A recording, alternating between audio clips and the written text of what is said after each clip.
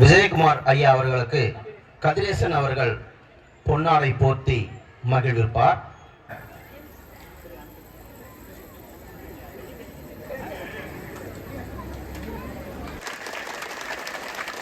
நன்றி நன்றி ஊர் பொதுமக்களே. பல நூற்றாண்டு காலமாக நம் பள்ளி சிறப்பாக செயல்பட வேண்டும் மாணவர்களே. சரி, அப்ப 7.5 சொல்லிட்டேன். இன்றைய இனிய நம் விழாவிற்கு பொருத்தமான சிறப்பு பேச்சாளர் தமிழகர்கள் தயவு செஞ்சு மாதம் ஒரு முறை ஏதாவது ஒரு பள்ளிக்கூடத்துக்கு நேரடியாக நீங்கள் போங்க. வேலையிலே இருக்க வேண்டாம், சும்மா போங்க. ஒரு தடவை போனால் என்ன இருக்கணும், நான் ஏன் அரசு பள்ளினா உடனே வரேன்னு எல்லா இடத்துக்கும் ஒத்துக்குவேன். ஏன் தெரியுமா ஒத்துக்குவேன்? அப்துல் கலாம் ஐயா இருக்கார்ல, எனக்கு ரொம்ப பிடிக்கும். அப்துல் கலாம் என்ன பண்ணார்? மாணவர்களை போய் பார்த்தாரு. எந்த மாணவர்களை பார்த்தாரு? சின்ன பிள்ளைகள் பார்த்தாரு? இல்லை, தனியார் பள்ளி பிள்ளைகளை பூரா போய் பார்த்தாரு. ஐயாவுக்கு நேரம் இல்லை, அரசு பள்ளி பிள்ளைகளை போய் பார்க்குறதுக்கு நினச்சிட்டு நான் என்ன செய்வேன்னா, அப்துல் கலாம் ஐயா விட்ட இடத்துல தொடருவோம், நம்ம அரசு பள்ளி பிள்ளைகளை போய் பார்ப்போம்னு நினைப்பேன். அரசு பள்ளி பிள்ளைகள் போனால் என்ன நடக்கும்? வெறுமனை போய் பார்க்குறது இல்லை, நம்ம போய் கலந்துக்கிட்டோம்னா ஒரு விழாவாகும். விழாவானா மாவட்ட கல்வி அதிகாரி வருவார், மாவட்ட கல்வி அதிகாரி வந்தால் வட்டாட்சியர் வருவார், வட்டாட்சியர் வந்தால் பில்டிங்க்கு பெயிண்ட் அடிப்பாங்க, வட்டாட்சியர் வந்தால் அன்றைக்கி கக்கூஸ் கழுவுவாங்க. ஏன்னா திடீர்னு ஒன்றுக்கு ஒன்று சொல்லிட்டா என்ன செய்யுது? அன்றைக்கி கக்கூஸை கழுவுவாங்க. அப்போ இதுக்கெல்லாம் வாய்ப்பு எப்படி வரும்னா, அந்த பள்ளிக்கூடத்துக்கு அதிகாரிகள் நேரடியாக போனால் நடக்கும் இதெல்லாம். அப்போ இவர்களெல்லாம் நேரடியாக போக வைக்கிறது ரொம்ப முக்கியம். அதிகாரிகளை சும்மா இந்த வழியாக போனால் பள்ளிக்கூடத்துக்கு போகிறது இல்லையா? அப்போ தான் முதல்ல அந்த பள்ளிக்கூடத்தில் என்ன சிரமம்னு தெரியும். உங்களுக்கு ஒன்று சொல்ல, பரீட்சை நடந்துகிட்டு இருக்கு. முந்தா நாள் பரீட்சை. மாவட்ட கல்வி அதிகாரி அலுவலகத்தில் போய் காலையில் 9 மணிக்கு தான் கொஸ்டின் பேப்பர் கொடுப்பீங்க, கரெக்டாக சார்? 9 மணிக்கு கொஸ்டின் பேப்பர் கொடுப்பாங்க. 9 மணிக்கு கொஸ்டின் பேப்பர் வாங்கி கொண்டு வந்து ஹெட் மாஸ்டர் என்ன செய்யணும்? ஜெராக்ஸ் எடுக்கணும், காப்பி பண்ணி கொண்டு வந்து பள்ளிக்கூடத்தில் கொடுக்கணும். சமுத்திரப்பட்டியில் முந்தா நாள் ஷட் டவுன் 9 மணிலேருந்து. அவர் 9 மணிக்கு கொஸ்டின் பேப்பர் கொடுப்பாரு. ஹெட் மாஸ்டர் எங்கே போய் எடுப்பாங்க? அப்போ மாவட்ட கல்வி அதிகாரிக்கு எப்போ புரியும்?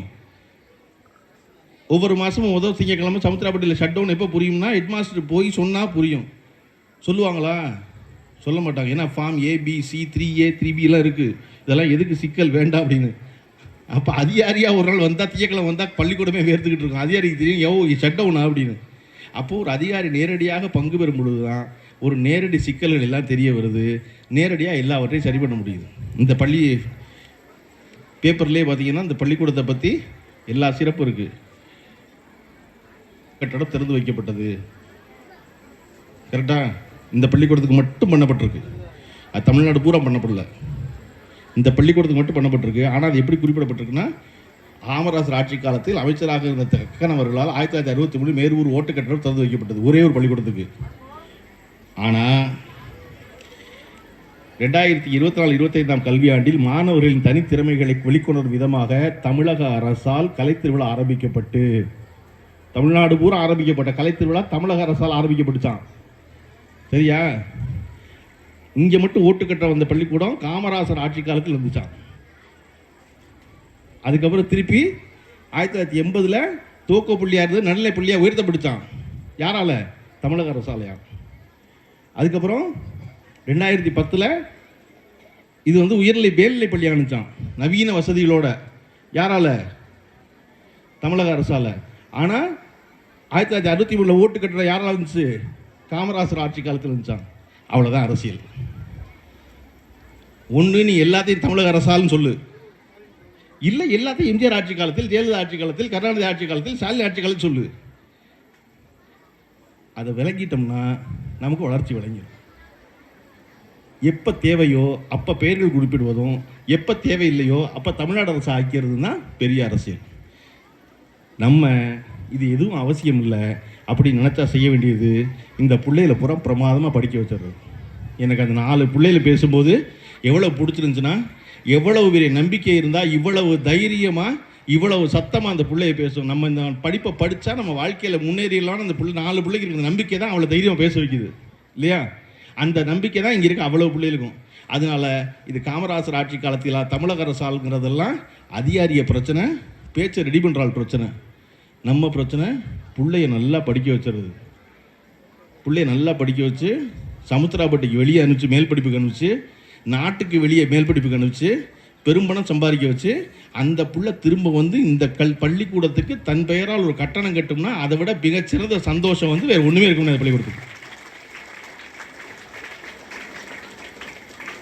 அதற்கான துவக்கமாக இந்த நூற்றாண்டு விழா இருக்கணும்.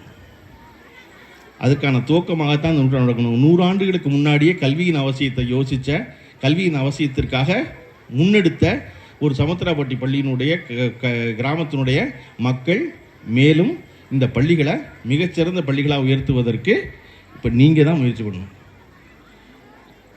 அரசு அந்த பிள்ளைகளுக்கு தேவையான செய்யும், ஆனால் இந்த பள்ளிக்கூடத்துக்கு செய்வதற்கு நீங்கள் தான் செய்யணும். என்னை போல் நான் வந்து இங்கே வந்து 25,000 ரூபாய்க்கு விளையாட்டு சாமான் வாங்கி கொடுக்குறேன்னு சொன்னோன்னே என்னுடைய நண்பர் காரைக்குடியில் கணேஷனோட இருந்தவர், நான் தொலைபேசியில் பேசுகிறத கேட்டார் சுரேஷ் சாரோட. கேட்டுட்டு அவர் சொன்னார், அதில் 25,000 ரூபாயில் என் பங்கு நான் 10,000 ரூபா தர்றேன்னு அவராக முன் வந்தார். அப்போ இங்கே மனிதர்கள் எப்பொழுதும் உதவி செய்வதற்கு வந்துக்கிட்டே தான் இருக்க தயாராக இருக்காங்க இல்லையா? நான் எப்பொழுதுமே எல்லா இடத்துலையும் போய் உதவி கேட்க வைக்கப்படவே மாட்டேன்.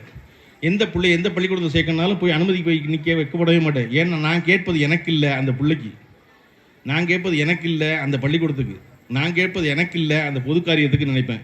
அதை போல் நீங்களும் சமுத்திராப்பட்டி பள்ளிக்கூடம் உங்கள் பள்ளிக்கூடம், அந்த பள்ளிக்கூடத்துக்கு அரசாங்கம் கேட்கணும்னு நினைக்காம உங்களுக்கு தெரிந்த பணக்காரர்கள்ட்ட, உங்களுக்கு தெரிந்த செல்வம் உள்ளவர்கள்ட்ட எல்லார்ட்டையும் போய் கேளுங்க. எங்கள் பள்ளிக்கூடத்துக்கு வேணும் கக்கூஸ் வேணும், கக்கூஸ் இருந்துச்சுன்னா இன்னும் 10 கக்கூஸ் வேணும், விளையாட்டு கூடம் வேணும், ஒரு இண்டோர் ஸ்டேடியம் வேணும் அப்படின்னு கேளுங்க. கேட்டிங்கன்னா நான் யோசிச்சு பாருங்கள், 100 வருஷம் முன்னாடி எந்த படிப்பும் இல்லாத பொழுது இந்த ஊரில் இருக்க 10 பேர் தான் நினச்சிருக்காங்க அந்த ஊருக்கு பள்ளிக்கூடம் வரணும்னு.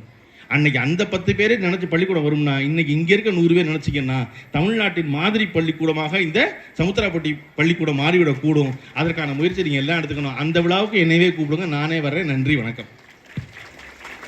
நினைச்சபடி 1 முதல் 12 வரை அரசு பள்ளி, அள்ளிக்கிங்க சலுகைகள்ல இஷ்டப்படி.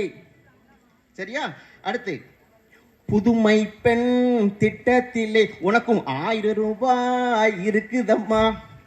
தமிழ் புதல்வன் திட்டத்திலே உனக்கும் 1000 ரூபாய் மாதம் இருக்குதப்பா. கல்லூரியில் சேர்ந்து விட்டா எல்லா சலுகைகளும் உனக்கு கிடைக்குதப்பா. அதுக்கு 6 முதல் 12 வரை அரசு பள்ளி, அள்ளிக்கிங்க சலுகைகளை இஷ்டப்படி. 1 முதல் 12 வரை அரசு பள்ளி, அள்ளிக்கிங்க சலுகைகளை நினைச்சபடி.